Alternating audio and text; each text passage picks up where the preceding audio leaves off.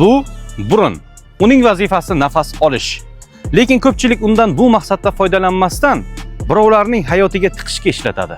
Ayniqsa mashhurlarning hayotiga tiqish juda ham yoqimli bo'lsa kerak, tinmasdan tiqaveradi, natijada esa o'z hayoti ko'ziga ko'rinmay qoladi. Ishonavering, Sitora Farmonovaning erining kimligi, Luiza bilan Asal o'rtasidagi mojarolar, aka-uka Jo'rayevlarning ota talashishlari sizga hech qachon manfaat olib kelmaydi. Lekin ta'lim olishingiz va farzandingizga tarbiya berishingiz siz uchun juda ham muhim. Shuning uchun burunni birovlarning hayotiga tiqavermasdan to'yib nafas oling. Shunda miyangizga kislorod yetib boradi va kallangiz yaxshi ishlashni boshlaydi.